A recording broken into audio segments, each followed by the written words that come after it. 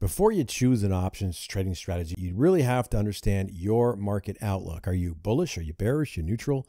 Because this outlook is going to help you narrow down a strategy you should use. So let's say you're bullish on a stock. Well, you might consider buying calls. That allows you to profit from an increase in the stock price. If you're bearish, buying puts can help you profit from a decline. And if you're unsure about the market direction, non-directional strategies like long straddles or vertical spreads, you can take advantage of these because you're taking advantage of the price movement without betting on a specific direction. So these strategies will generate profit from market volatility, which could be higher than its historical average, and you're going to make some money. But you need to evaluate the balance between the risk and the reward when you choose your strategy. So first, what's your objective? Are you seeking speculative profit? Are you looking at hedging some risk, or are you generating income? And each of these goals is going to require a different approach to managing your risk and reward. So speculative traders, they're going to pursue higher returns. They're going to accept higher risk. Income-focused investors, on the other hand, they want predictable premiums. They want to manage risk through hedging strategies as well. So for example, a covered call strategy, that involves you holding a long position in a stock. So you own the stock. You sell a call option on the same stock, generating income from the option premium while providing you with some downside protection on the stock that you hold.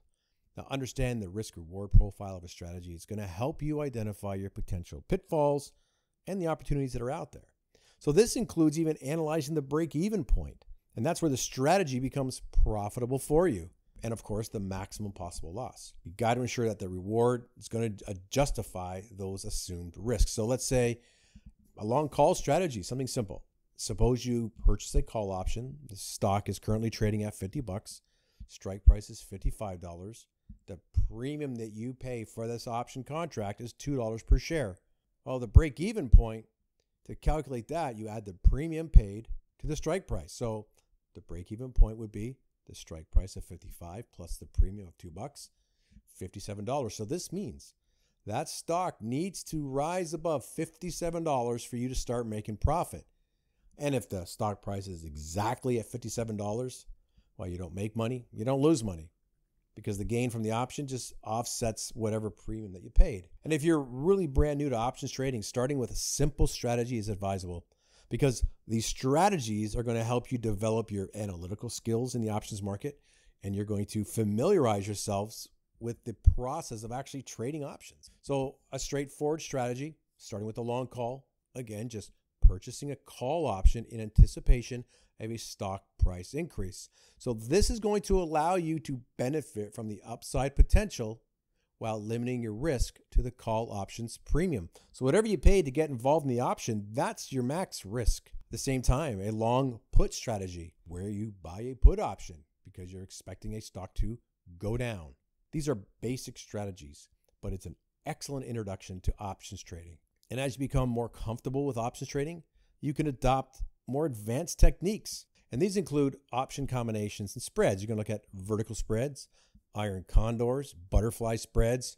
So these strategies, they do involve multiple legs. They require a little bit of planning and analysis to execute them. So a vertical spread, this is where you buy and sell options with different strike prices, but the same expiration date. So this strategy can limit risk and enhance your potential returns. Advanced techniques that you're going to look at, they're also going to involve the option Greeks, the delta, gamma, theta, to help measure the risk exposure and adjust the trade. And when you construct your strategy, you really have to consider market conditions. So market volatility and direction significantly influence the performance and, of course, the profitability of whatever strategy you're using. So high volatility can lead to wider price fluctuations. So that makes strategies like buying calls or puts very attractive. On the flip side of that, low volatility are going to maintain a lower risk and limit potential losses. So you really have to continually monitor market changes and adjust your strategies depending on the market. So when you want to fine tune your strategy, when you tailor it, it's got to align with your market conditions and your personal goals. That's important. So is your objective to speculate? Is it income driven? Are you going to hedge risk You need to know all of that to make sure you choose the right strategy.